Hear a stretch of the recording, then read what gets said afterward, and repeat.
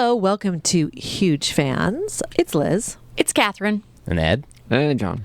So we are taking on, I think, icon status. Oh, I would say icon status, Who yeah. we were talking about, not the podcast, right? The podcast isn't quite at icon status yet. We're trying. Yeah. We're really good. Yeah. We like things. So we are huge fans of Tim Burton, and we're going to talk about sort of his career and some of the highlights and maybe what's resonated with each one of us over time. Now, he was born Timothy Walter Burton in August 1958.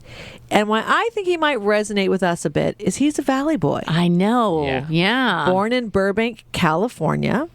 Right basically in the shadows of the Hollywood sign, and the iconic, Hollywood machine was going on right around him.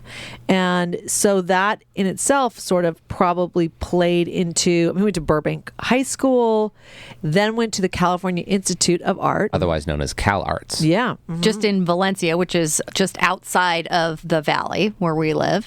Right. So, he's Very local boy. exactly. Man. Local man. So it's not, even though he was surrounded by Hollywood and the industry, it's not like his home life was any indication of the genius that was being born. I mean, he must have been a very interesting kid, just like artistically. Right. But his mom, Jean. she, according to Wikipedia, owned a cat-themed gift shop What later is in that? life. I talk about being ahead of the curve, because now with Yeah. like YouTube and all these things, she would have been a hit. But it's like back then. And then his dad, William, was a former minor league baseball player and then worked for the Burbank Parks and Rec Department. So for people who live and have grown up in Hollywood, a lot of times there is some family connection. Right, Somebody's right. working in the industry, and that's part of how you get from here and you make it in the industry. Usually it's probably some nepotism or some contact with the industry in itself. Right. Usually if you have a background of baseball playing, gift shop owning parents, you're from the Midwest somewhere. You're not from Burbank. I know. I mean, although there's tons of people who live here who are not involved in the industry, that just happened to be his situation. But Right. surrounded by the industry and his early art interest and making little films in his backyard, then he's in the right place to make that a career. But one of the things early on in his life surprised me, because you just think of Tim Burton, or our impression of him could be like he's, always wearing black, some sullen teenager, like never left his bedroom. He played water polo in high school. What? Oh, You're I like, didn't know that's that. directly in the sun. What is happening? And he's 6 feet in height. So it's He doesn't feel that tall. it's the hair. John's like flabbergasted, but that's what's listed. He's tall. He doesn't have a tall person vibe. Is that coming from your own short perspective? I mean, yeah, This maybe. makes So. no sense. I think he's 6 foot tall, slightly hunched. Like they've never gotten him to stand all the way up That's straight. possible. Yeah, so like I said, the impression could be, because what we now see him in modern times is, the kind of crazy hair, usually wearing all black, and the idea that he was in a Southern California swimming pool. In the hot, hot sun. Yes, playing water polo is so counterintuitive than what you would think. It's crazy. Or wearing all that black. Like he would have passed out. Oh my gosh, yeah. But obviously there was things already going on in his brain that because to go on to the Cal Arts Institute, you wanted to be an artist. That is why you'd go to that college. It's always been well known for that. It's like a Disney animation, like theater school, theater school. Like they really went to that school a lot to find their They artists. pay attention to who's going there and what they're up to. And back to what you said, Ed, Disney would look at students at Cal Art, and the project that caught their attention or brought Burton on their radar while he was at Cal Arts was Stalk of the Celery Monster. Which is a hilarious title. Yeah. So that was an animated project that he did while he was at Cal Arts. Yeah. Animation, I think, was his first real direction because of drawing and being able to storyboard and tell stories, even though later on he goes into live action. And stop motion. He was always very interested, I it seems know. like, in stop motion. Which at that point, because of expense, time, and, it had kind of become a lost art form. Yeah, it's like there weren't that many studios doing stop motion animation. It was a means for special effects that you're usually using that as a miniature that's then going to make it look like it's really large. Or, for kids stuff. So there weren't that many studios that were still doing that style of animation. And he's coming into animation in general when there's like this huge TV boom of much less fine-tuned, much less artistic or craft animations, more like just products that they're trying to get on TV in the middle of the afternoon. So he's coming in with a huge style and also some kind of out-of-date modes and models and systems that he wants to use, he's going to be able to carve his own path. Like, nobody else is doing that. So it's like a great time to be really interested in weird old art stuff. Yeah. And I've been to the Disney facility here. We did an episode on Pixar as well. Yeah. And you can talk about sometimes, there can be someone that comes up with the story or the concept, and there's potentially hundreds of artists that participate in bringing it to life and huge vision. teams. Right. And so that he very early on was almost a one-man machine, or would have such a clear, concise vision of what he wanted, singular. It's not as common because it just takes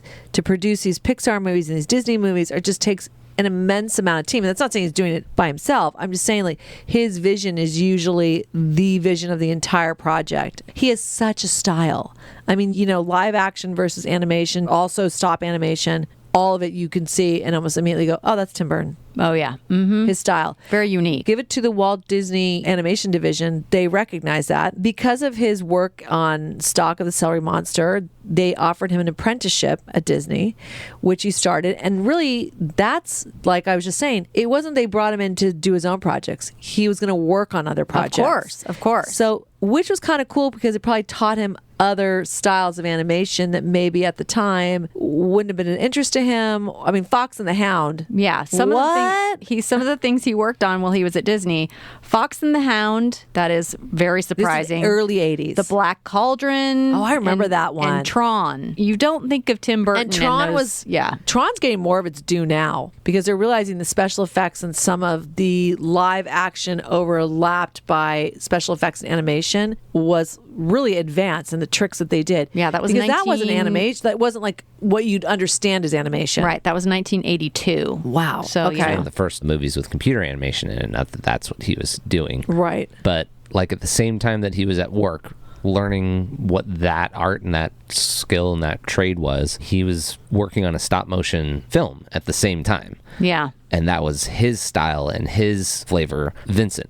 Right. Of course, Vincent, the short Vincent. And yeah, I think, didn't Vincent Price do the voice? How that happened, I would really love to know that story. Well, yeah. He asked, and he did have enough. Well, and he's already working at Disney. Yeah, he's got enough pedigree. Again, it's not something that we necessarily get exposed to, and I've made an effort to go find, the art animation festivals like Mike and Spike's Twisted Animation Festival that would have like a lot of Academy Award nominated but not winners in them annually. Mm-hmm. That's how those get done. It's a side project of someone that works at a company big enough that like, oh, well, if that's, you actually are pretty crafty and artistic, I think I'd sign on for that. You might win an Academy Award for an animated short. Yeah. That's like, oh yeah, that's how you get someone like Vincent Price to actually sign on. Vincent, the story of it depicts a young boy who fantasizes that he is his hero, Vincent Price. And like you said, Price actually provided narration. He did Vincent in black and white. It's 6 minutes long. I want to, just because we're already talking about a lot of his early influences and career and work that he did, we went to an exhibit at the Los Angeles County Museum of Art, LACMA, here in Los Angeles. Gosh, was it 2011? All of us went to. John, did you go as well? I did. Yeah, we all went. Yeah, you coordinated it, Liz, which thank you, because I'm very good at not doing things even when I should, and it seems to make sense. But I remember you being like, ooh, there's going to be this amazing exhibit of Tim Burton's work throughout his lifetime, and we should all go. And you coordinated the whole thing. And that was in 2011. Yeah, 2011. It was a retrospective of his work. It was multiple rooms that you walk through. He worked in collaboration with them because he provided like hundreds, like 700 drawings and photographs and moving imagery and storyboards. He helped curate basically. Yeah, really had his own archive that he then lent them to make this exhibit, like to flesh it out and really. Right. It was basically sold out and you had to queue up. And I mean, it was a very popular exhibit they were having. Because partly his background being Los Angeles and in Burbank, this is why I think it started here. And I think he was very hands-on, making sure it was what he wanted to portray as his narrative, his lore, his history, his background. Yeah. Vincent, I think they showed it at the LACMA exhibit we went to. And probably because of Vincent Price, just that alone is so amazing. And the mom, I think, had a big character. And the dog in it, you see the animation style again and again and again. It turns back up in Frankenweenie. Right. Similar look. Right, exactly. Definitely was like a parallel, somewhat origin story. It felt like an origin story where for you sure. go, okay, this huge imagination, and how is it going to be encouraged by his environment growing up? If you have this big inner world going on, do you hide it? Do you conform and play on the water polo team? What do you do to, in essence, survive your childhood? And thank goodness it was embraced and encouraged by his parents and by the school and then by Disney. Because, some people, they don't get that opportunity. But he was really a standout. It was fascinating because you saw there was all the indication very early that he wanted to be an artist and this was the direction he wanted to go with his life. And that his parents were encouraging it. Yeah. Well, he had a very unique style early on. Oh, yeah. Even. Just the kind of combination of horror and fantasy and all of that mixed together was already there and evident in his line drawings when he was young. I mean, Well, he was also very unique. He did a live-action version of Hansel and Gretel. It did actually play at LACMA, but I think maybe because it was long, we all just didn't sit there and watch it. Maybe we watched a little part of it. That exhibit was so dense, you could miss things for sure. I mean, we walked around for hours, and I still felt like I didn't see everything. I was sort of surprised by that because I don't know if I remember ever seeing that or know anything about that. Yeah, television special from 1983. Oh, that's why. So we talked about this actually on our Family Dynamics podcast when we were talking about watching television growing up in the 80s and 90s. Guess what? If you missed it, you might have just missed it. You missed it. There's no way to record it on a VHS or TiVo it or any of the above. So we probably missed it. When I was looking up history on him, I'm like, what is this? Well, it makes a lot more sense. Yeah, it's described as a Japanese-themed adaptation. Whoa, how cool. Of the fairy tale, yeah. Only aired once, and then apparently was shown at MoMA during something that happened there. I guess they had it on a short public display in New York in 2009. And I don't know if that was an elaborate exhibit at MoMA. I don't know if it was to the level of what we saw at LACMA. But at both of those exhibits, Hansel and Gretel played. Oh, and I guess New York, LA, and then Seoul Museum of Art. Apparently also in France at some point. Paris. Oh, well, look at him. Very interesting. Very interesting. But has not been on display again for now going on 10 plus years. Yeah, Frankenweenie, that was his next live action short, which was in 1984. He was kind of getting on a roll there a little bit. The Frankenweenie, I also felt like was an ode to his childhood of kind of the otherworldliness of where you are wondering what's on the other side, because it is about life and death and reincarnation and love. And so it has all those tones and those elements of the story as part of it. And it's told through the eyes of a boy and his love for his family dog. And that is the through line through that comes up a lot. Yeah, through so many of his Well, projects. I mean, that's reflective of what we're talking about in his early life, and then that sets a pattern for how he kind of like attacks or the projects that he takes on. He didn't have any artistic support. He didn't have an artist that was in the family that, oh yeah, my dad did that, so I do that. Meaning like he didn't have someone in his family who understood the kind of creativity that he wanted to do. It's almost like he had to create and make his own family dog of art stuff that he would enjoy. Like he had to make it on his own and then keep it alive on his own. And then it's kind of his pet project to do. But everybody else in the family can still love and take care of you in that way. But it feels like that is a story of his that he keeps telling. Yeah. Now we hear all these stories because of the internet and, they get shared much more publicly. But very often someone with his type of artistic talent, capability, if it's not understood or encouraged or at least supported in a family, it can be squashed. Oh, yeah. And you think about like, if they just didn't let him do it, go on to Cal Arts and just follow his path, his trajectory, what would have been lost in this world. But yeah, they could have pushed him in a totally different direction. And that you happens. think about probably how often that does happen. Absolutely. You just, you get shoved in a different direction by pressure from external forces and you don't fulfill your destiny like he has. Because really the next thing after Frankenweenie, such an interesting collaboration. We go into his first directorial movie, feature film. Pee-wee's Big Adventure. One of my all-time favorites. Paul Reubens, he is Pee Wee Herman. Right. His character that he created. I think I knew this, but I'd forgotten this because we both studied at Groundlings for a bit. Groundlings is a comedy improv troupe in Los Angeles. Paul Reubens created the character of Pee Wee Herman as part of his time at Groundlings. Yeah, and did shows as that character. Yes, it became so popular that basically the idea of a movie. Well, that's everybody's dream, I imagine, Of at course. Groundlings. Be like, yes, take this amazing, fun character that I have created and make it a movie. And they have done that actually with quite, actually a few of them. I mean, or put it on Saturday Night Live. Yeah, I'm not going to go into the history of it, but yes, exactly. If someone's gone from Groundlings or other comedy troupes similar to that, ended up on a Saturday Night Live, then turned into a movie. Right. And brought that character from their original. They're doing that character for a decade, but then you're really ready for the movie by the time it comes. But Paul Reubens sees that live action short, Frankenweenie, in 1984 and basically says like, oh, I think I want him to direct my movie. That is amazing. And they meet, and that is really where some key people come into Tim's life. First and foremost, Danny Elfman. Yeah. That was a big thing in terms of long relationships and working together. Like, you could almost just have Danny Elfman style music playing in Tim Burton's background of his normal life. It would fit. You would just be like, that's appropriate. And I remember watching an interview with Danny Elfman, and who's part of a band, the lead singer of Oingo Boingo. Right. Awesome band. Definitely go back and listen to some of their great hits if you haven't in a while. Well, what? Especially because we're coming up on Halloween. Yeah, it's a dead man's party. Come on. It's a dead man's party. Who could ask for more? And actually, I was so lucky. I got to see a night at Hollywood Bowl where it was Nightmare Before Christmas. There was a lot of the actors from the original cast doing voices. Wow. And then Danny Elfman was there doing Jack Skellington. And he then sang a couple Oingo Boingo songs after. It was like the most fantastic evening.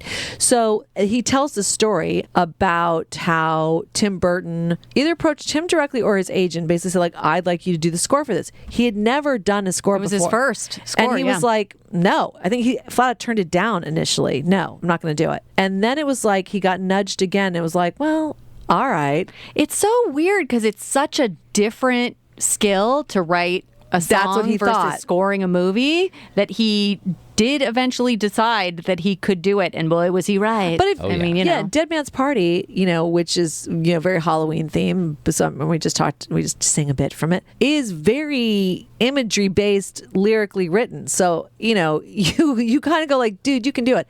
What's fascinating is that he has still not won an Oscar.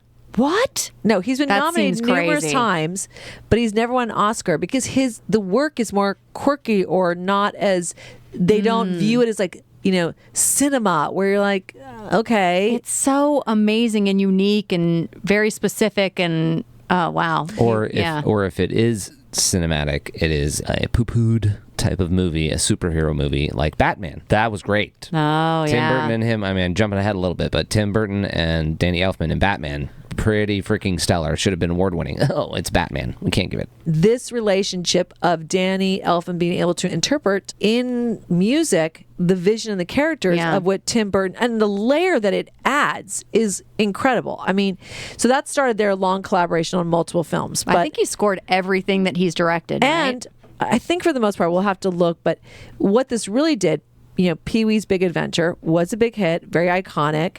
And I guess, with an $8 million budget to turn it into, at that time, a $40 million plus gross. That is a hit. Good job. You are then given the green light to artistically, what do you want to do next? Yeah. It gives you more of a calling card and an open door. You have now set yourself up as an A-list director. Right. And that's basically the position he was put in. And it's funny when you look at Pee-wee's Big Adventure, some of the things he created in Pee-wee's apartment and in the world and the tone, he's planting all the seeds and you'll see them in future movies. But if you watch that and some of the stuff later, you almost would be like, wait, what?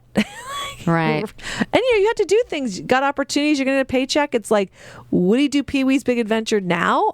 I don't know. That seems like really outside of his wheelhouse. But that was a big jump for him to get to direct a feature Exactly. at that point. Yeah, so that was only 1985. So if you figure that's only a couple years after Vincent, that's a pretty quick turnaround. Right. And I don't remember this Alfred Hitchcock Presents with Shelley Duvall, the Fairy Tale Theater. He did a couple episodes of those. Yeah, two shows. There was the Alfred Hitchcock Presents, and he directed one episode, and then Fairy Tale Theater, and he directed one episode. They were, okay, So opposite you could have shows. easily missed those episodes. Right. Before we go ahead, there is he didn't direct this. He animated the Family Dog episode of Amazing Stories in '87. So if you're just looking at his directing stuff, you don't catch Oh, yeah, that was fully Tim Burton. The family dog where it gets too fat and then the burglars like step over it. Then they eventually steal the dog because it wasn't actually protecting the house. And then it gets in better shape and runs home. What year was that? 87. 87, okay. So right after. It's interesting because it's still a bull terrier, so it's classic Tim Burton dog. So he animated it.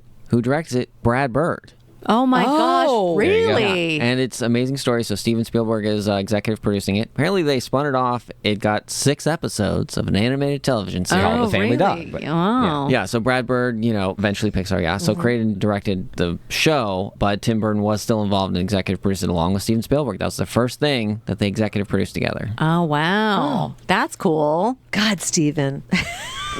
got right in there. He recognizes talent, man. Oh, yeah. He's like, okay, let me get in here. Who are you? I mean, what's going on? We're only talking like 6 years after CalArts and that first that's crazy. Stalking the Celery. Yeah. That's like... Which I still love that title so much, Stalking the Celery. That's so genius. Well, he's really good with that. Well, a celery monster. The stalk of the celery monster. Oh, right. Stalk like of the House Celery of Monster. the Dragons, Stalk of all right. the Celery. Okay. Got it. Sorry. I appreciate the correction. Which Words are obviously, important. that should be something that they should use in House of the Dragons. There's a whole celery family. They have a monster. Boom. Well, now we get into another live action that still stands up, is actually a classic.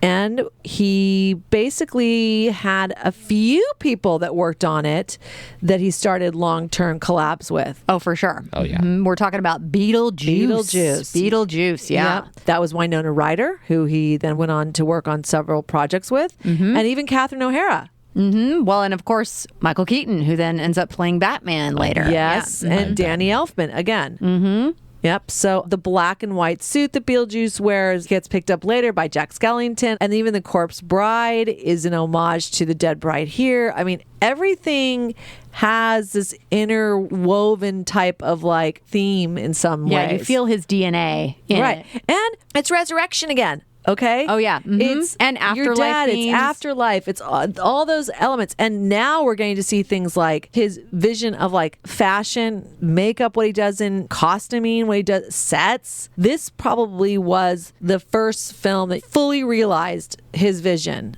in all aspects. Yeah. His quirkiness, the otherworldliness, and all those perspectives. He had like an A team working with him, which is like, yes, we will do your vision. We'll do your vision. But the story wasn't by him, by the way. It was Michael McDowell and Warren Scarron. I'm sorry if I mispronounced your name. And that was the screenplay. And then Michael McDowell and Larry Wilson were his story by.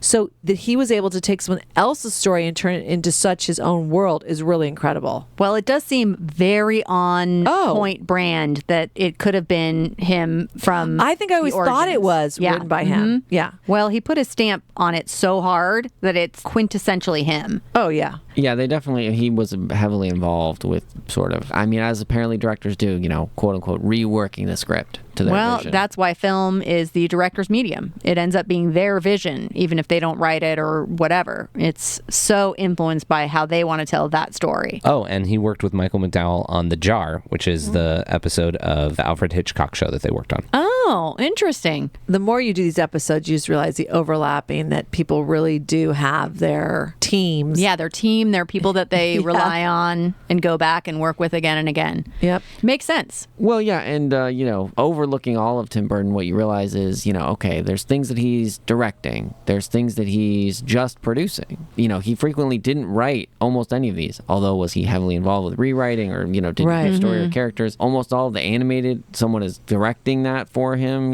because whatever, it's just doing the technical aspect of the stop motion, and so has his attention elsewhere, however that goes. He really does utilize the team and collaborative aspect, for sure, even though it can be his vision. It seems like that is really true for his whole career. Yeah, like Wes Anderson, we definitely hit the same note in our episode about him, where, that is the vision, and the whole team is making that happen. Yeah, him directing, writing, and producing. He's still influencing a lot of things, even if he's not the director on something. Or not the writer. Yeah. Mm-hmm. And, Beetlejuice. Don't say it. I said it 3 times. Michael oh, no. Keaton, get on this podcast Oh, my gosh, right now. right. Exactly. I was hoping he'd appear. That's why I did it. that grossed $80 million. And so, guess what? That's what happens in Hollywood. You're going to get a huge... Yeah, now you get a big budget, baby. So, Like, seriously, like that's the director that you go to that movie with after. Like the next movie that we're talking about is Batman. Right. The original, the beginning of all of the superhero movies when they figured out a good measure to do it. They didn't stick with it. Not every studio started with that vibe, but the dark, brooding superhero movies, those are usually the really good ones. Yeah, so this is 1989 Batman. And weirdly, that would be the lone random VHS that our father bought. What? He, like, sent me out to the car one day because we had gotten a VCR because he's on, General Hospital, so he wants to record his stuff. He's like, go out to the car. There's something in the back seat. I'm like, okay. I go out to the car. There's like, a bin with some bills and stuff. I come back in with that. And he's like, no, in the other box in the back seat. I'm like, okay. Go back to the box in the back seat. And sure enough, there's a VHS tape of Batman in there. I come back in with he maybe picked it up at like Gemco or Costco or something. I come back in and I'm like, this? He's like, yeah, I got you Batman. Oh my on gosh, VHS. that's so cute. I love it. I'm going to watch the heck out of this tape. So many times. Oh my God, that's so funny. now, some people might get it confused. This is with Jack Nicholson, Kim Basinger, but Michael Keaton. Yeah. And people were surprised when he was cast, but he did a fantastic job. Yeah, Batman and then Batman Returns was the Michael Keaton version. I liked the idea that he had about Batman, which is even though Michael Keaton is not a big guy, he was like, no, that's what Batman should be. He should be a small or regular guy who is putting on this costume to scare people. That is part of why he is doing that. I like that vibe. Listen, because I will say, for me, Batman was really cool and I loved Michael Keaton in it. But Batman Returns with Michelle Pfeiffer and Danny DeVito and Christopher Walken, to me, is better. Because that Michelle Pfeiffer, and he had, I think, complete creative freedom on that one, on that sequel.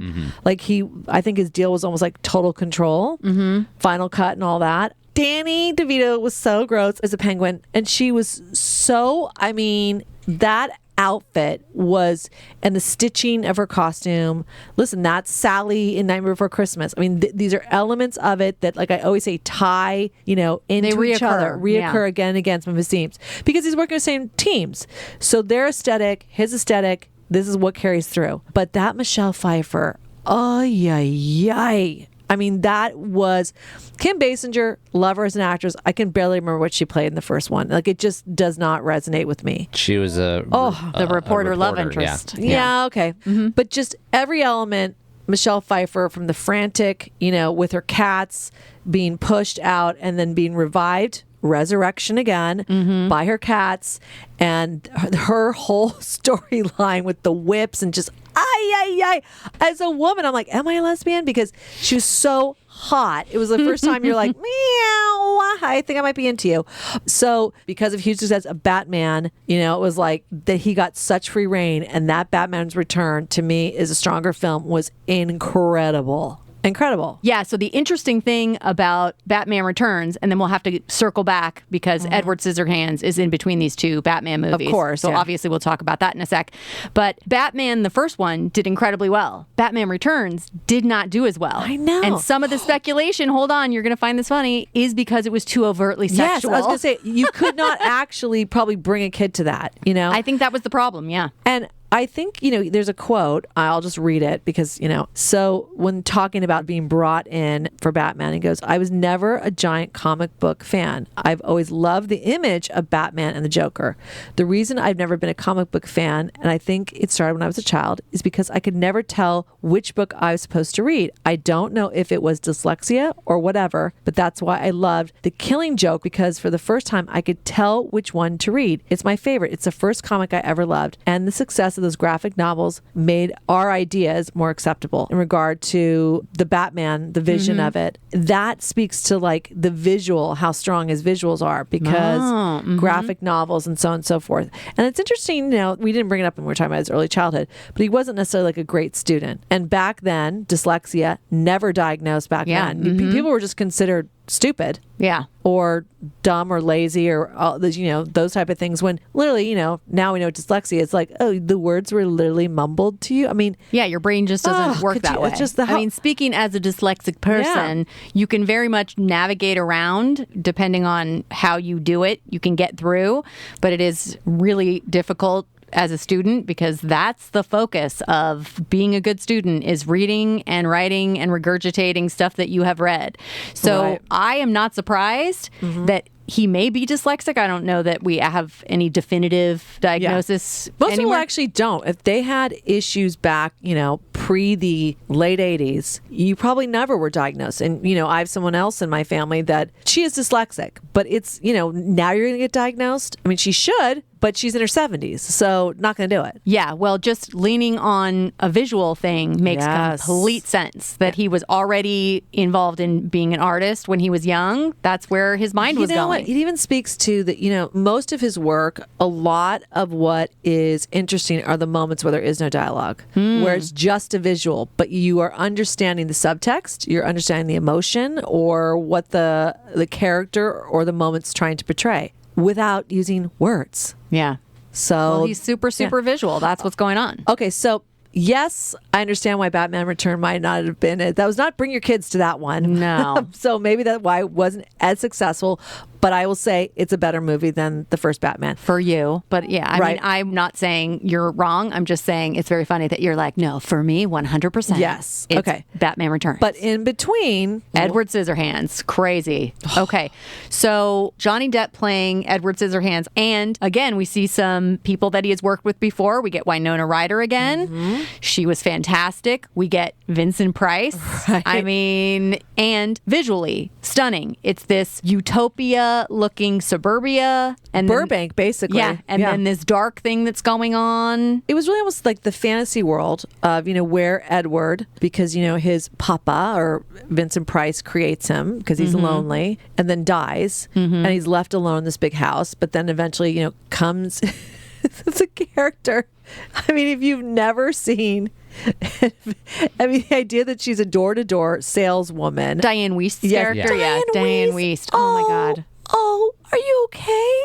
And, so she finds him because she's basically like Avon Colleen. Yeah. Mm-hmm. And so, she takes him into her home and tries to, almost in the nice way, say, like, domesticate him and bring him into what is like a very, suburban, like I said, almost Burbank, his childhood existence. And it's interesting, even the costume, once again, the stitching, the bringing pieces together of, it's never clean lines typically, unless counterintuitive to it. He's making it very clean and precise. And, what he cuts are those crazy hairdos on those ladies. Yes. There's some really awesome, iconic moments. And one is where he decides to cut the women's hair of the neighborhood. Well, Kathy Baker is basically a very horny housewife. Oh, my. Who, just, Edward, you're a genius. And, just be crazy. It's really like topiary on top of their heads. Well, doesn't he start with the bushes, and that's where they get the idea? Slow little cuts. Uh-huh. Well, he starts with the bushes, and then somebody's dog can't see over its own bangs, and he goes, "Foop!"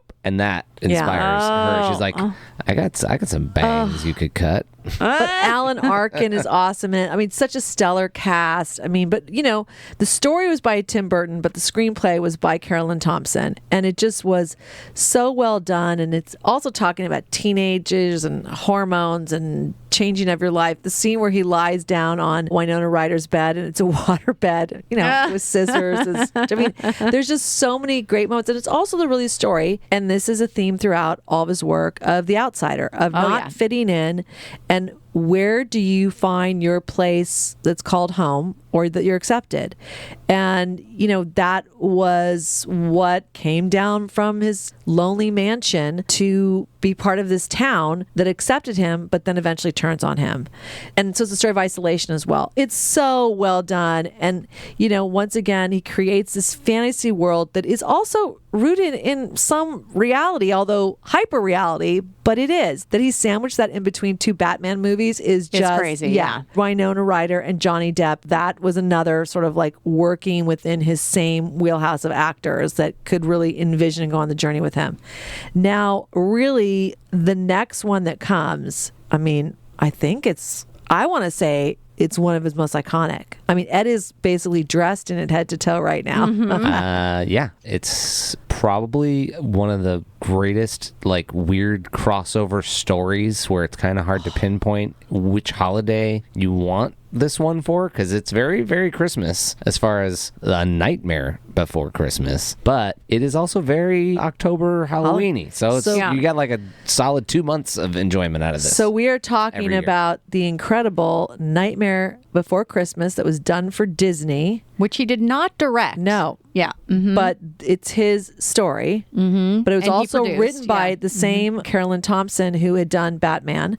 So it's like, once again, he is all over it. If you go to Disneyland, it's like Tim Burton's The Nightmare Before Christmas. Right. Like they put his name in front of it. It's almost like that's the trademark. But it's so interesting. You would have thought he directed it. You would have thought he wrote the screenplay. But it's basically the stories by him and the characters. It's like Charles Dickens' A Christmas Story. This is Tim Burton's A Nightmare Before Christmas. Well, there's no other version of A Nightmare. It's just his. It's awesome. And weirdly, I don't think they've ever done a live action version. I'm sure there's like a staged version of it, but there should be a different version of, like, you know, Tim Burton's A Nightmare Before Christmas, the live action version. Yeah, well, that would be amazing. And I think that because the story, the characters, and the world were originally by him, and that then he, you know, was able to oversee, but it was basically due to Batman that he could not direct it. He had to hand it off to Henry Selick, who then I actually think collaborates with him in the future as well. And it could have been also just an animated thing, particularly stop motion. Oh my gosh, that's going to be so much time. Yeah. Incredibly tedious. Can't do anything else. Yeah. So that has really gone on to be an iconic level. It depends on who you are, where it falls in your top 150 or 10 films of all time. I mean, I cannot count how many times I've watched that. Speaking of what you referenced, Eddie, starting in Halloween season all the way till Christmas. Yeah. I probably every year will watch bits, parts, or the whole thing 2 or 3 times over a 3 or 4 month period. I'm pretty sure when there was a fresh or newish screening at the El Capitan, didn't we organize like a family outing to go see that movie and like someone doing an organ performance of some of the music I think so. beforehand? Yeah. And like I said, Hollywood Bowl here in California did a night, and it was around Halloween, where Catherine O'Hara and Danny Elfman. And that's what's amazing about Danny Elfman. So he was doing the score for this. And because they had not cast the voice yet for Jack Skellington, because Chris Sarandon did the speaking part for Jack. But I don't think they were going to have Chris sing it. So Danny just started it. Yeah, no, you're right. Danny was always originally the singing voice. Right. And then they cast Chris Sarandon after to match. Oh. So he basically went to Tim and said, this character Jack, the lyrics I'm writing, the way I'm singing it, this is so resonating with me. I have to be the one that sings it. Oh, I didn't know that. And Tim was like, okay.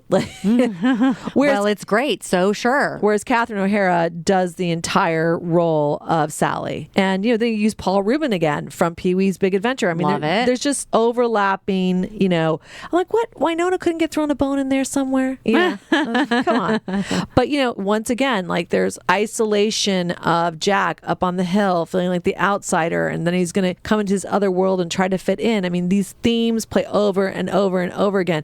Beetlejuice's black and white striped suit, you see it in Jack. I mean, the costuming that's on Sally, I mean, she literally stitches herself back up together, and even Jack's smile is a stitch. So he's again and again playing these themes and developing them more and more in such a huge artistic way. I mean, that stands up. You watch and you discover new things all the time. Yeah. You quote it, you know, I'm only an elected official. I mean, I say that so often, the line of the mayor. I mean, there's just lines that just stand out again and again and again. I've dressed up as one of the witch. My husband was a mayor one time. Rosie loved Stock, Lock, and Barrel. Like, I think I've dressed up as Jack Skellington for Halloween. Dude, dude, where's that picture? We'll get it out there. All right. Got it. I got to see it. So, yeah, I mean, that is, we're almost in Halloween right now. So get ready. And just the soundtrack of it is so good. Incredible. You can hear it. And really, it's become, whether through Disneyland. This is Halloween. That's my favorite time of year to go to Disneyland here, because they take the haunted house and they tell a lot of aspects of Disneyland and kind of overlap, and almost until Christmas of the month of October, that world. So you feel like you're getting the best of both worlds. It's so awesome. But, it's become a very romantic or romanticized vision of that relationship of Jack and Sally, this unrequited and then challenged love affair. So you have people, tattoos, the art, everything that's come from this, and it's stop motion. These are not real people. Like, it's incredible. Well, that and as far as the rest of his career is going to go, there's not too many other iconic looks, styles, art, story, etc. This one hits so many levels for him that it's almost like, I don't want to say it's the truest thing that he's done, but it is a full-on dead skeleton character as the main character, and everyone still loves him. Like, you couldn't have picked a more Tim Burton level. And then it's not a live kid with a dead dog. It's not, a weird neighbor that's off to find his bike. It's not Batman, who at night is kind of dark and mean. No, he's straight up a skeleton. He's dead. He's going to pretend to be Santa Claus. Are you kidding me? Well, this is what's, it took over 3 years to do, and 100 people worked on the project. And Disney, probably for what you're referencing, and you can think about Disney and the characters that become iconic through the Disney lens through the years. They wanted Jack to have eyes. Yeah. No doubt. And that was one of those things they dug their, heels in and said no. Because, you look into the souls of the eyes, and, you think of thousands of characters that are created by Disney, and a lot of them, the eyes have impact, right? Are showing emotion. Sure. So it's like, how are you going to show emotion if he doesn't have eyes? Danny Elfman will just sing. Mm-hmm. That'll be fine. You'll get it. He's a skeleton. He can't have eyes. So, come on. Yes. So the next, James and the Giant Peach, which is a stop motion as well. Yeah. Mm-hmm. Also collaborated with Selick, who directed The Night Before Christmas. That is a great movie as well. Yeah. And also always veers a little creepy. There's always there's always a little underbelly, a little sinister, a little creepy, and can freak out a younger kid. A little bit, but it's great. I love James and the Giant Peach, and that was in 1996. Let's talk about some other things that were right in that era of James and the Giant Peach. We had Ed Wood. We had Mars Attacks. Mars Attacks. What a wacko freaking film. But I guess it was like an homage or an ode to 1950s sci-fi. So it was very bizarre, and the characters did not look anything like a realistic alien. The way they talk.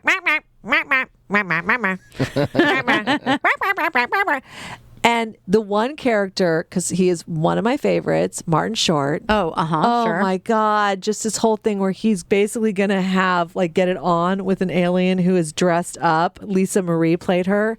And the silhouette of her body was just An very... actual hourglass. Right. Well, it's what an alien would think a woman should look like.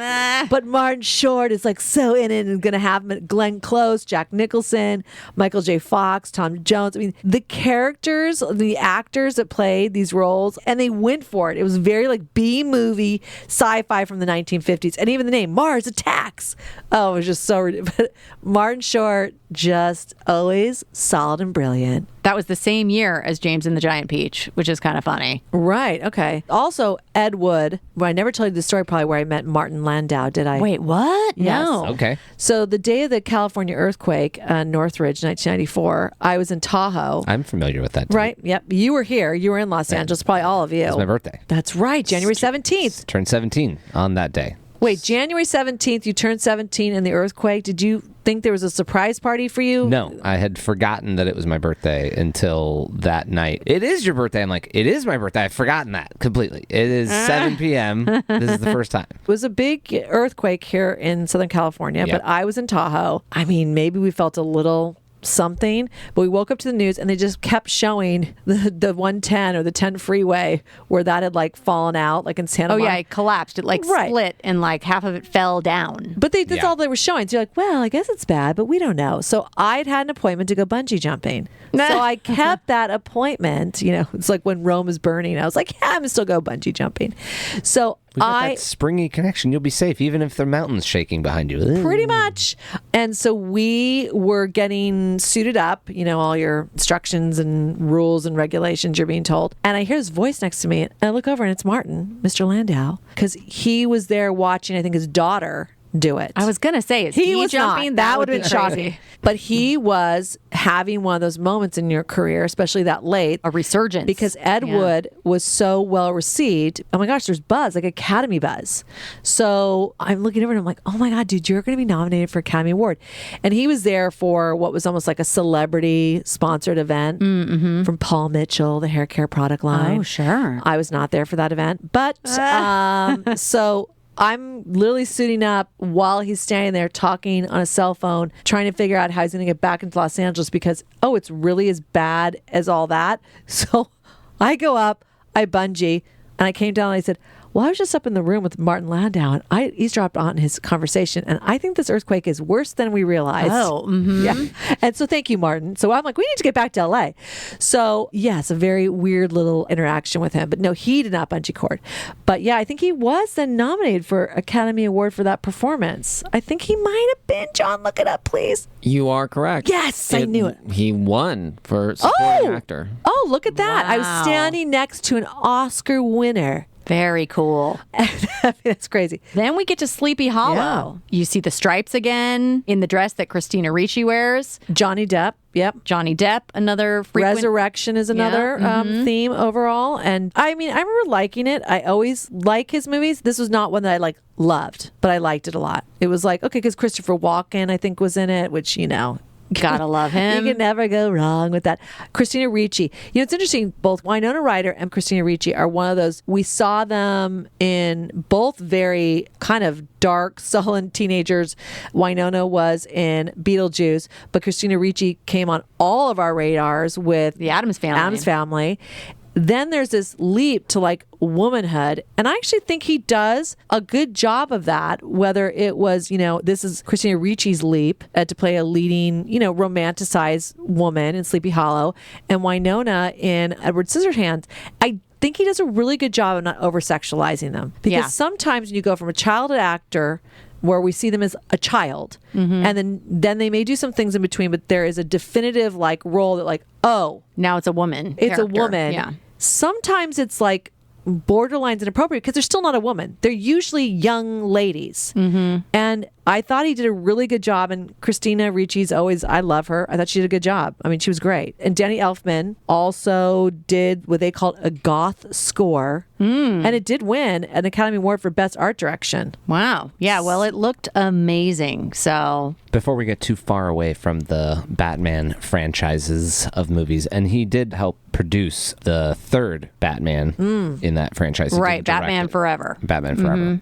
It makes so much more sense now that he was still involved in the DC superhero world because they were planning on rebooting Superman at the time. And you may have seen these interviews of Nicolas Cage in a Superman They're suit so good. with Tim Burton at a hotel trying it on, and then we don't get the movie made. And unfortunately, even though they did film an entire movie with Michael Keaton as Batman again, that is also not going to get released now. I don't think Tim Burton is involved in the new one. Batgirl, Warner movie. Brothers, they're right? Actually bringing Michael Keaton's character by name in the suit back in that franchise. That is still so there's some missing superhero movies from our man Tim Burton, but I don't. I'm not disappointed with the rest of his career. And it tells you how difficult it is to make film. And you could have something as a guarantee of Nicolas Cage with Tim Burton doing Superman. And does not get made. After Somehow it 3 falls apart. Batman movies, directed by the same as the first 2. Oh, did Batman Forever ruin it? Yes, it did. Okay, never mind. We're not going to do that movie. We're going to take a break. We're going to take a break. Okay, so now we're in the 2000s. And we might need to go a little faster just because the depth of his resume is deep. But if we're going to get into modern time, we don't want this podcast to be 3 hours long. Yeah. Well, okay. So the next one is Planet of the Apes. Right. And kind of not as well received as one would have hoped. But that is where he met Helena Bonham Carter, who became both his partner domestically and then also in a bunch of his movies. And I mean, they're obviously prosthetics, the makeup to make some of these actors, the ape characters, was, a lot. That Tim looked at Helen was like, wow, I want her. Because it was like, not only that, I they were a remember little right odd. into the script, you're kind of into dudes as an ape. It still did very well in the box office, regardless. I went saw it. Yeah, I may not have seen it again. I can say yes to both those. I have definitely saw it in the movie theaters, and then I definitely have sat through it again. Also, that was a weird one because that one doesn't. That's not part of the reboot of the entire Planet franchise because there's the original movie series, then there's that one by itself, and then there's the reboot where they had 3 or 4 since then. Right. Well, I want to jump to, if nobody objects, the next big thing for me was Big Fish. Oh, yeah. Which was in 2003. I don't think that's a jump. I think that was next. Well, there's a couple things in between. Oh, He did okay, some great. shorts and he produced let's some get stuff. to Big Fish. So, Yeah. but Big Fish, oh my gosh, it was just magical. It was, Right. and not in the darkness way that he normally Exactly, is, although the tone changed. Yeah, it is about somebody dying and talking about their life in a fantastical way. And it was stunning. I think it's a beautiful, Ewan beautiful McGregor, movie. and of course, one of the best, Albert Finney is in it, Jessica Lange, Billy Crudup, Danny DeVito again. This was where, a lot of nominations, like Golden Globe. Danny Elfman did the score again. He got nominated. It says Helen Bonham Carter was in it as well. And Yeah, she plays the young kid from the town that he walks through, all grown up in the house. Yeah, in the later. house, Oh, in there the you go. sideways The house. rickety Yeah, house, the yeah. And at rickety this house. point, they probably were already together. So it's like, Oh, all yeah, right, for come sure. along and, have a part. I have fond memories of Big Fish, but I was so skeptical about what was coming next because, we've talked about as kids, we didn't get to watch a lot of television. And that's But where one of the things we did watch and repeatedly watched every time we could. was Willy Wonka and the Chocolate Factory. Almost the entire movie, every single time. Almost the entire movie, every single Yes, time. well, you could never pretty much almost cheer never up, watched Charlie. Oh, I You couldn't- couldn't stand that that song. song. I All can't. skip that every Yeah, single I time, and mean- we'd still consider ourselves we've seen that 100 times. 99% of it 100 times. Cheer Up Charlie is when you leave and go to the bathroom. No, I wouldn't, but you would, yes. Okay, so we get a little bit of a name change. We get Charlie and the Chocolate Factory, But it's still based off of course. the Roald Dahl which is story. another theme because we've already seen James and the Giant Peach, which is a Roald Dahl book. Yes, he obviously Has affection for has him. affection for that. But, this is still a story of isolation and, family and death, basically. Death, because we have the 4 But- grandparents who but- are close to But death. growing up, Gene Wilder, it's like no one can play that role. Willy Wonka is Gene Wilder. So when they said he was doing a reboot, I was like, that is sacred.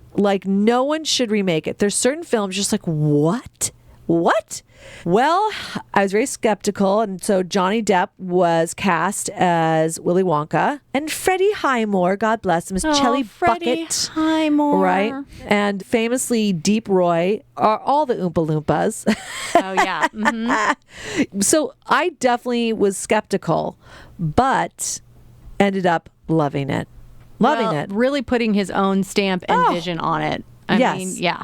But I think respecting the original enough and doing a couple Easter eggs or wink throwbacks to it that you, having grown up with that version, did not feel like he was dismissing all that. Right. It was still respected. Right. Yeah, absolutely. It's I'm seeing this interesting progression of his storytelling and his directing as we get later in into the 2000s, that as we've been kind of noting, there's a lot of like rebuilding or rebirth or like bringing back to life in the earlier stories, and they're all kind of associated with the character that's trying something that's out of the normal, that's trying something that's the new thing that is like foreign to everyone around him. The writer, director, artist in him doing that seems like, I'm going to try this weird thing, and I keep trying it, and maybe I have to bring it back to life. Maybe I have to make it myself. It feels like this is right around the era where his character and storytelling switches from the main character is trying to keep this thing alive or bring it to life himself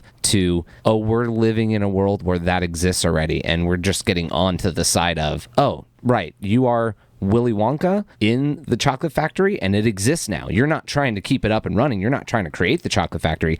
You're actually excited about showing it off to someone. He like switches modes from, I'm trying to get everyone on my side to, oh, you're letting me direct all these movies and really have a career and tell these stories? Well, there's another part of that. I felt like I didn't get invited in. Let me tell some stories about people getting invited in, that it's okay to be weird and tell these stories and have these interesting things. Well, definitely the weirdness and the outsider is an overriding theme for all of his projects. And, you know, with the collaborator, this got nominated as well for Best Costume Design. So obviously there is input from the costume designer and Tim. And I think I remember watching an interview that Johnny was part of it a lot. And when you first see the Willy Wonka, there's an effect on his face that it's like a perfected sheen. His teeth, the rubber gloves that he wears, almost like a scientist. There were choices made that were so odd, weird, but worked. Yeah. Right. And it shouldn't have. I mean, there were just elements of it. You're like, you're playing with a classic and you just rode the line enough, and you have such faith in your actors that are portraying these characters too, and they're doing it justice. It was awesome. I mean, so I've watched it probably 2 or 3 times since. It's really great, and I know there's a movie in the works that is almost like a origin story, because they give the teeniest little bit of it, right? Yeah. Christopher Storyline. Lee Yeah. plays his father when he goes to the dentist, and it shows how as a child he was not able to eat sugar because his dad was a dentist and it would cause cavities, and so he course corrected his entire life to have a chocolate factory. So I mean, that sounds like us in TV, but go on. So Timothy Chalamet is going to play Willy Wonka in an origin story that's, I think it's filming now. So Wow, cool. Can't wait. So Corpse Bride, which came next, 2005. right, it was a full-length stop-motion film, and he was the director, and Johnny Depp and Helena Bonham Carter were the main voices. It is beautiful. I did not see it in the movie theaters for some reason. I saw it years and years later. I was like, how did I miss this? Hey, like I said, once again, we're coming up on Halloween. Put that in the queue. Well worth watching. Oh, yeah. Oh, yeah. Yeah. So the next is, gosh, he just goes from it's just not typical. People have to understand, it's not typical for a director to work in all these different forms. You get to make horror movies. You get to make action movies. You get to make dramas with love, character storylines. Yeah, you don't he's get all to over the do map. all of those and then have go from kids movies / somewhat heartwarming grown-up movie from Big Fish to now straight up Murderville. Well, Sweeney Todd, the demon barber of Fleet Street. How odd that he chose that, because it's based on a Stephen Sondheim musical, and Angela Lansbury played the girl who befriends the barber and helps him, and It does seem very strange that this is what he picked to do next, but where did he go? I'm going to do this from the 70s, 1979. It's a secret origin story of where Vincent Price's character came up with the idea for Edward Scissorhands. He's like, I love Sweeney Todd, the dude who's got the knife killing. Well, I'm listen, gonna make a... even then, when the musical came out, it's crazy that was successful. It won a Tony and multiple awards for it. So even then, it's basically about a serial killer. It's just yeah.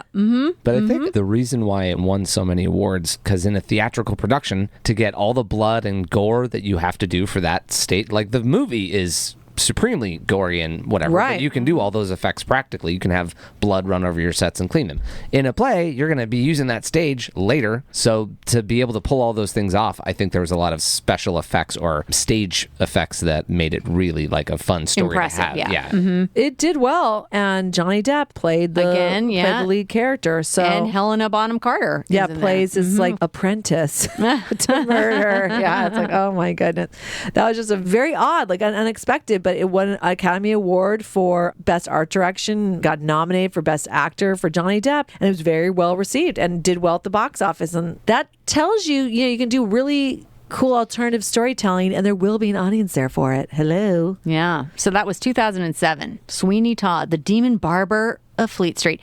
Then we get Alice in Wonderland in 2010. Were you skeptical of this one as well, Liz? No, because I think at this point I had faith in it because of what he had done with Charlie and the Chocolate Factory. It looked very stylistically like that was the direction he was going to go again. So there were going to be elements of it that were similar. Like, we're going to recognize the Mad Hatter. We're going to recognize characters, Tweedledee and Tweedledum, the Red Queen that was played by Helena Bonham Carter, and the Mad Hatter was Johnny Depp. We're going to recognize, and there have been a lot of versions of Alice in Wonderland done in between maybe some of the ones we saw as children to now. So I wasn't as particular, but Alan Rickman, one of my favorites, he does a caterpillar voice. Michael Sheen is the White Rabbit as the voice. So there's voice actors, and then there's actors that, like Anne Hathaway plays the White Queen, where the Red Queen is Helena Bonham Carter. Right. So there's actors I knew that were going to turn into stellar performance, costume, design, art direction. I had faith that this was going to be a very unique interpretation of a classic story of Alice in Wonderland. And it was. It was really cool. And at this point, we're already fans of Tim Burton and his whole style and his whole vibe. So now you're less concerned, even though it's taking on another iconic property. I'm going to say this, and this may be an unpopular opinion on our podcast Huge Fans. There were very unattractive real life versions of characters from Alice in Wonderland. Like, I'm cool with the animated one. I do not need Tweedledum and Tweedledee like as human beings. Like, he already did that a little bit earlier in some of his real stuff. I'm like, whoa, no, that's too much. Well, through his animation, and you're right, through his animation and some of his live action and stop motion, he will play with the silhouette of the body and accentuate or exaggerate arms, legs, hourglass. Lisa Marie, I brought it up, that with the alien. I mean, that was berserk. Right. But I'm more like Danny DeVito's Penguin for me. I just said he was gross. But the Red Queen, was gross. The Red Queen in this Alice in Wonderland, Helena Bonham Carter's head was disproportionately huge to her body. So he plays with proportions to accentuate. She had a big head, a huge ego. So that's what he's sort of trying to send you signals of what he's saying about the character. Right. And you usually get the response. You're saying, Penguin's gross. She's a real asshole. Like, he gets the response out of you that you want. So, and then he actually went on to produce the follow-up, which was Alice Through the Looking Glass in 2016. So he was involved with this whole sort of world for, years. The next one that comes, Dark Shadows, which was Johnny Depp again, Helena Bonham Carter, and Danny Elfman. I mean, it's such a repeat cast. We have to give a huge shout out, because we've talked about costuming a lot. Colleen Atwood, who has done tons of his costuming, is such a genius. And she worked on this film, Planet of the Apes, Big Fish, just numerous projects of his. She's been nominated for BAFTAs and Academy Awards. Yeah, she won the Academy Award for Alice in Wonderland. Oh, there you go. I mean, Sleepy Hollow was when she won a BAFTA and was nominated. So that's a collaborator we had not mentioned before, but she is obviously able to bring forth his vision. Well, yeah, it's obvious the collaborators in front of the camera, right? Yes. We see them and we can really easily recognize, oh, we're seeing this person a lot. But the behind the scenes people are also his collaborators. I mean, costumes have always played such a huge element. So just a shout out to Colleen Atwood. So Dark Shadows, and also Michelle Pfeiffer is in this as well. Which, I mean, this had humor. There is humor throughout all of his projects, whether it's circumstantial, whether it's through dialogue or portrayal of the actor, it is there. There can be moments that, really make you laugh out loud from a genuine place, or you feel a familiarity because the dialogue or where the actor is reacting, it seems familiar to you. And I mean, that's Beetlejuice had real moments of humor, and so hysterical. did I mean, you think about Edward Scissorhands, although it's really a heartbreaking story, it had real moments of humor. Oh, yeah. Humor is infused in his work, I think. I mean, maybe Sleepy Hollow. I mean, there's some that... But he's not writing comedies, per se. No, for sure. Exactly. It's usually the absurdity of the circumstance makes you see the humor in it. So this was... I mean, it was very odd, this movie, Dark Shadows, but it was still enjoyable nevertheless.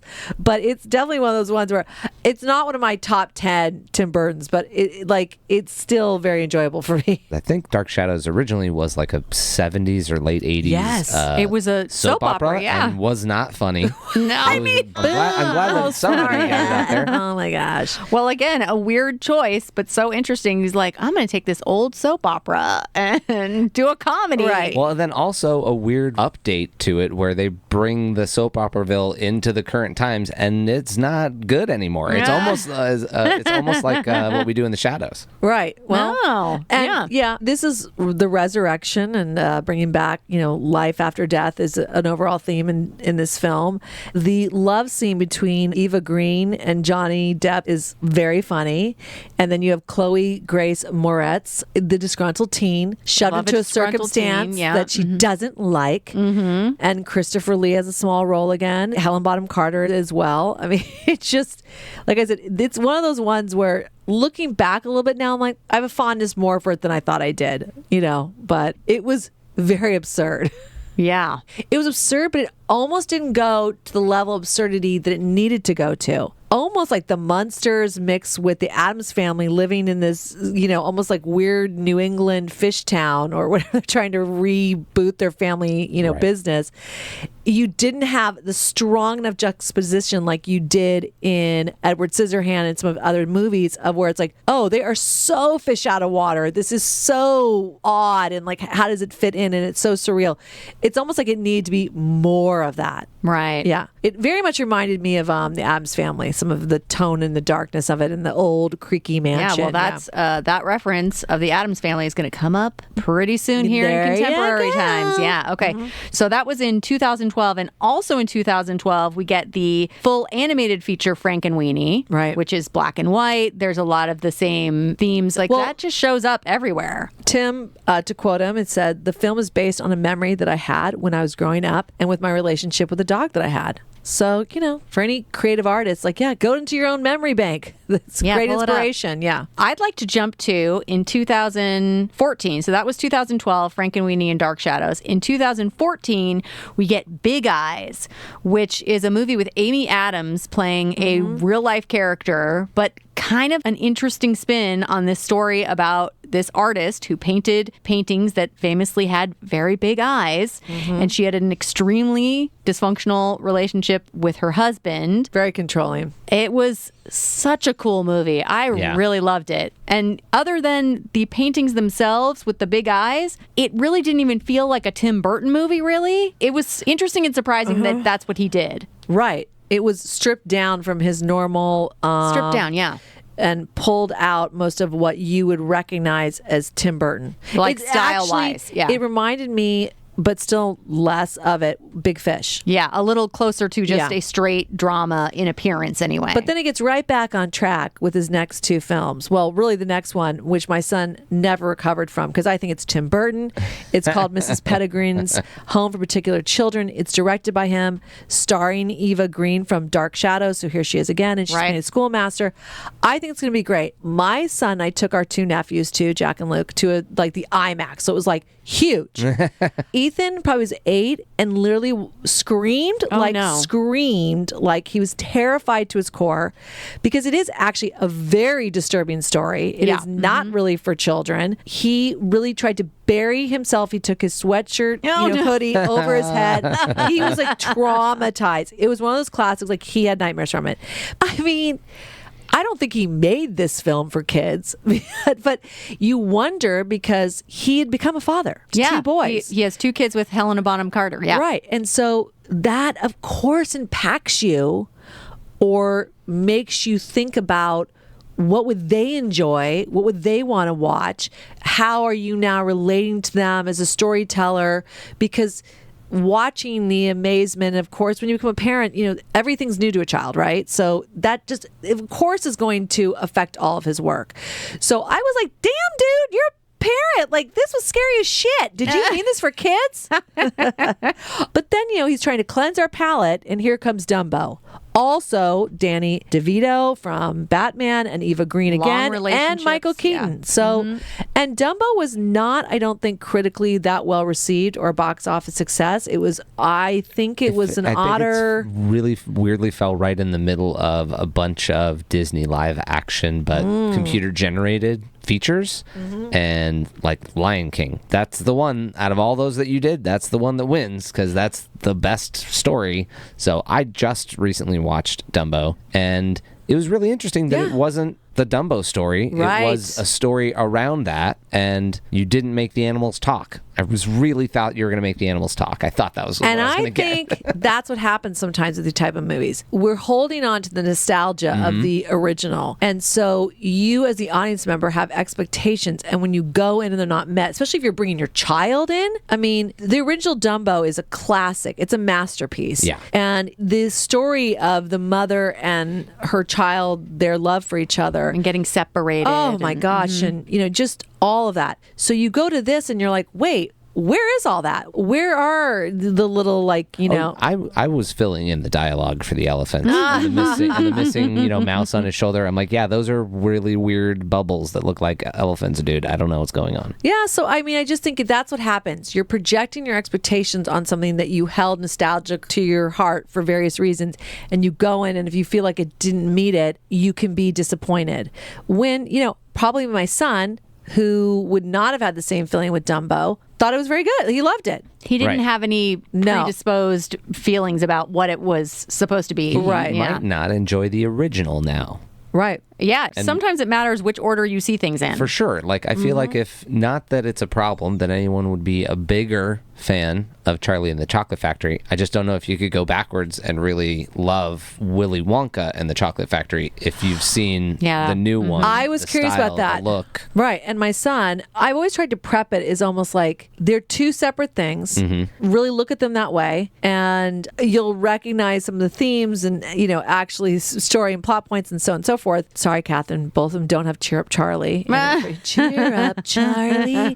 But the Golden Ticket. I feel like Tim Burton would have enjoyed all the times that we watched it and fast forwarded that. Like he seems to have had some similar experiences growing up that we did. He probably watched that like we did when he was growing up, and probably also fast forwarded. I don't need that song. I'm going to reboot that. I'm cutting it out. Well, I will say, you know, so I had my son. He saw Tim Burton's version first, and then I was like, all right, because also, what was the evil character who was Slugworth? Right. Right. I definitely thought Ethan would be too scared of him. Oh, he was scary. Right. So I had sort of waited.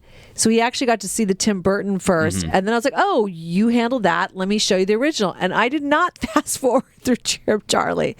Catherine, you had completely, you know, in a way, tainted that for us because... Why is it my fault? It's just a sad song. It's not me. It's doing laundry for like 5 minutes in the middle of the movie. Skip that. I only do one more. I want to go back to just one thing because we were talking about Dumbo and things like that. Depends on what order you watch it in. So actually, he watched the new version, the Tim Burton version first.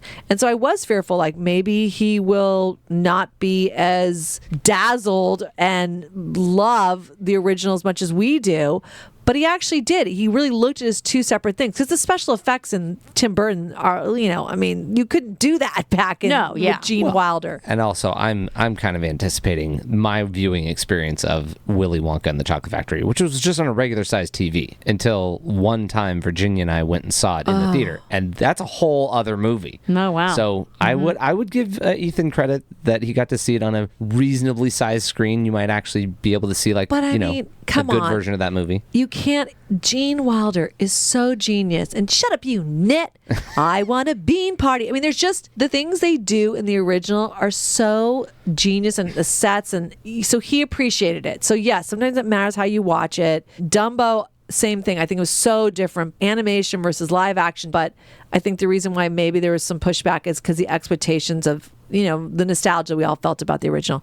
So now we're really up to like present. Well, I did want to say that Miss Peregrine's Home for Peculiar Children was 2016, and then Dumbo was 2019. Yeah. He seems to be slowing down a little bit, which, you know, I mean, he was very prolific and made tons of stuff, but you can't just keep churning out like a movie a year or multiple movies in a year. So now we're up to pretty much present day. And he's got a couple projects upcoming. I'm excited about Wednesday, which is the Addams Family, the daughter. It is odd to me because I do feel like the Addams Family is so up his alley. It's weird that he didn't direct any Addams Family things before this. Well, you're thinking of the one with Angelica Houston and... Doesn't it feel like him, kind of? Yes. I mean, it's that dark, but also funny. So this is going to be a good matchup. I think it's going to be great. And this is his first time since the 1980s dipping his toe back into television directing, because we'd referenced those like He did Alfred Hitchcock and those ones. So and then other things had been developed into short-lived TV shows, but this is going back to TV. Yeah, so it's coming up. I mean, I think it's going to air in February on Netflix. It's 8 episodes. It looked good. It's through the eyes of the character Wednesday. So once again, a teenage girl. Yeah. I'm sure we're going to recognize a lot of the themes that ride throughout: isolation, oddball out. We'll see if there's stripes on any character. Not sure, but so I'm excited about that one. I'm looking forward to it. A curly Q mountain in the background somewhere, or a cloud. I'll take. I wouldn't be surprised. Yeah. Well, and then also Beetlejuice 2 is announced, so hopefully that will actually happen. That would be amazing. Well, yeah, because I'd heard rumors about it, then I heard it announced, but you never know. It's like, who's coming back? Are you going to have the original cast? I mean, most people are, the main characters are still alive. So you could bring back just about almost everybody. Exciting. Yeah, it'll be interesting to see, one, if it happens, and two, what it is, how it plays out. Yeah. Well, also if it connects to the original animated series that came afterwards, which is, Tim Burton was executive producer, worked on that. So we'll see if it's sticking with the storyline, or we're getting Winona Ryder as a 50-something-year-old still living in that art house. I don't maybe know. it's her Still in a kids. small town. Now. Going back to visit the grandparents. Oh, we just wrote the whole script. Okay. Well, listen, this is what an artist is. This is someone that's been allowed from a very early age to let his imagination and his creativity completely develop and bloom over an artistic lifetime, a span. Amazing. Yeah. And we're so lucky to see, and he was able to do something that's not typical, which is work in various forms of it. Right. And allowed to have, artistic vision supported by a very big Hollywood machine that usually will try to control that. So he's really such an individual. Yeah. Often Hollywood puts you in a box. He's in no box. He's doing so many different things and really unique and interesting. He's influenced generations of young adults to now, most people in their 50 to 60 years old that have grown up with this as part of their movie watching experience. And you see it time and time again, where I said, like, whether it be tattoos, the way someone dresses, the references they make, the goth element is huge in all of his themes. So it's had a huge impact. The Disney has so embraced him. That's his origin, his first job, basically. And that now, like, it's part of their whole holiday season. I mean, that is just such an impressive resume. And it should speak to anybody that you go, like, if you have an artistic vision and you're passionate and you feel like you have a talent and you stick with it, people will follow. Because it was so odd. It shouldn't have worked, right? Yeah. But it worked because his themes that we talked about again and again in here are universal. Well, they're dark, but they're universal, yeah. But it's talking about the facade that you put on, right? Whether it's that perfect world of Edward Scissorhands, but what people are really feeling inside. And usually those are universal feelings of, where do I fit in? Isolation, heartbreak, longing. Those deep emotions. Yes. And he taps into them in such unique ways. So we are, huge fans of Tim Burton. And we cannot wait for the Hey, listen, this is Halloween. Here we go. We are in the season. So queued up, Nightmare Before Christmas, ready to go. And can't wait for his upcoming Wednesday. Very exciting. Yep. So that is it for this episode of Huge Fans. Please follow us on all of our social media at Huge Fans Podcast. And thank you for listening to Huge Fans.